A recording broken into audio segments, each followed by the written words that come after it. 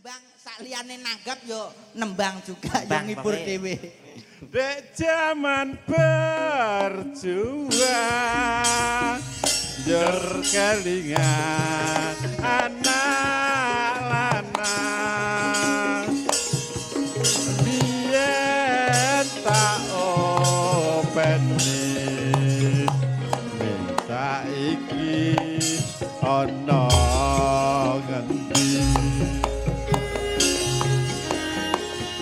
jarene wis menang keturutan sing digadah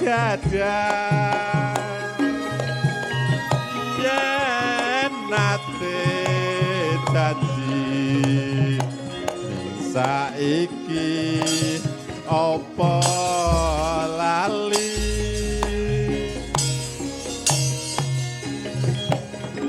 neng gunung tak cadongi sego jagung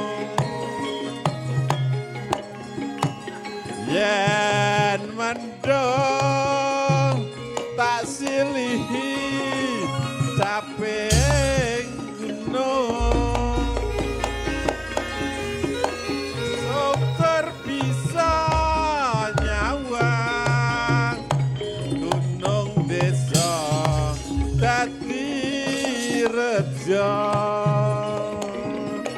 ini ora ilang gone padha lara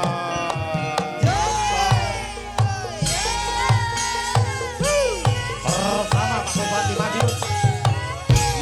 Bapak Harimau.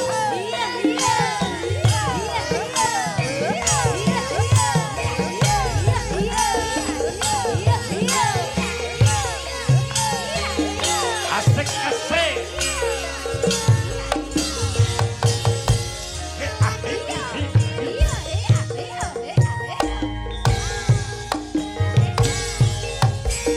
zaman berjuang jur kelingan anak lanang biyen tak openi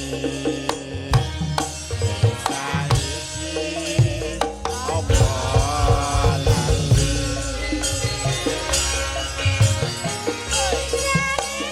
wis manah keturutan sing digadah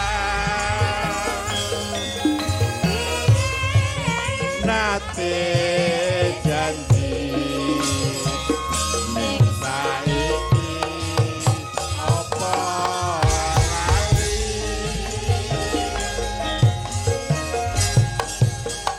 neng gunung tak cadongi sego jagung yen mendung tak silihi caping gunung Mas Alek Inji. Kanjeng. ngapunten caping gunung niki ngemutaken masa perjuangan Inji. Oh, Leres boten. leres leres. terus nek emut masa perjuangan niku kedahe masyarakat niku guyub rukun ngoten Nggih, nggih. leres leres. Pramila monggo kanthi guyub rukun bangun Kabupaten Madiun menjadi Kabupaten Madiun yang bersahaja, bersih, sehat dan sejahtera. Amin amin amin luar biasa. Tepuk tangan. Bersahaja. Nggih. Syukur bisa nyawang gunung desa dadi rejo ini ora ilang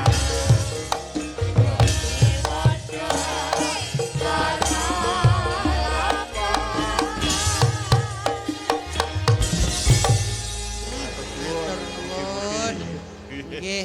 Ini Pak Edi ini luar biasa. Luar biasa. Warga saking Jatisari. Nggih. Luar biasa. Nggih. Niki terusan insya Allah Madiun nggih harus bersih dari Narkoba. narkoba. Nggih. Matur suwun.